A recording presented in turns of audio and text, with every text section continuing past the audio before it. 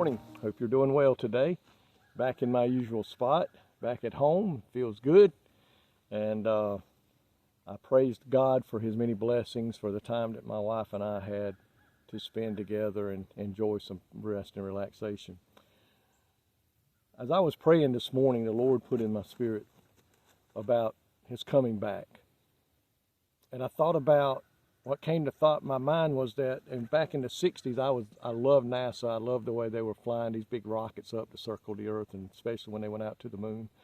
And I can remember with excitement sitting there and watching as the countdown took place to when those big engines up under there would ignite and lift that big rocket out of here. And you'd hear them start counting down 10, 9, 8, 7. And as it got closer, you were getting built up with excitement. And I thought about the return of the Lord. And I want to read to you today in Acts chapter 1. This is when he has finished his time on earth after he was resurrected. He's fixing to go back home to the Father. And he's gathered with the disciples and other followers. And I want you to listen in Acts chapter 1, starting at verse 9 through 11. Now when he had spoken these things, while they watched, he was taken up, and a cloud received him out of their sight.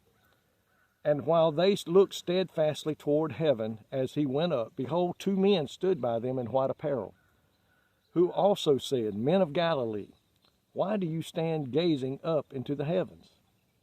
This same Jesus, who was taken up from you unto heaven, will so come in like manner as you saw him go into heaven. Christ is coming back, folks.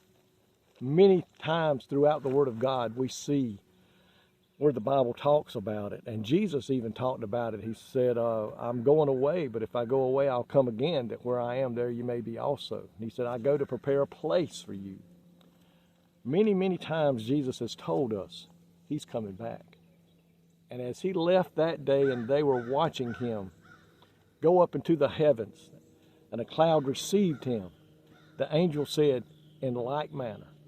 And we hear in the Word of God where it says he's going to step out on a cloud, the trump of God's going to sound, the dead in Christ are going to rise, and those which remain shall be caught up to meet him in the air and forevermore be with him in heaven.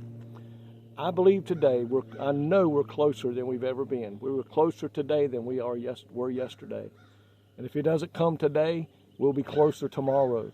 And I've made the statement before to people that if God would open up our spiritual eyes and we could see how close the coming of the Lord really is, how much more would we work in sharing the gospel with the lost, with our families, with our loved ones, with our co-workers? How much more would we be about our Father's business? I know sometimes that old rocket, they would start counting down, and they would get to a certain point to where they would hold the countdown so the man that was in charge back in Houston could run through another series of checks asking all these different parts of that rocket, people that were in control with the stations around the earth that were going to monitor him, is you have a go for launch? Are you ready? Is everything looking good in your area for go for launch? And you would hear him call out a name and they'd say, go, go, go. And if there was a problem, they would say, no, sir, we got a problem. They would hold. But most times everything checked out to be good, and then they would resume that countdown.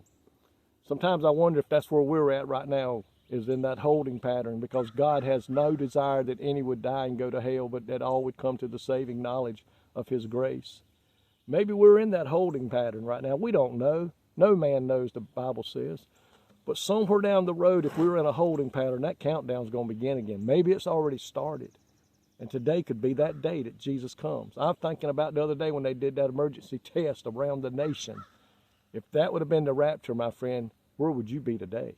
Would you be in heaven with Jesus, or would you be on earth fixing to go through the worst time this world has ever seen? He's coming back. No doubt about it. He's coming back. And I pray today that you're ready to meet that date when it comes. But even if it's a way off, we're all going to face death one day and go to meet him. Either way, we're going to stand before Jesus Christ one day and give an account. If you're saved, your name's in the book of life, you're going to heaven. If you don't ever choose to serve him and you don't get your name written in that book of life by having the blood of Christ applied to your heart, then you'll spend eternity in hell.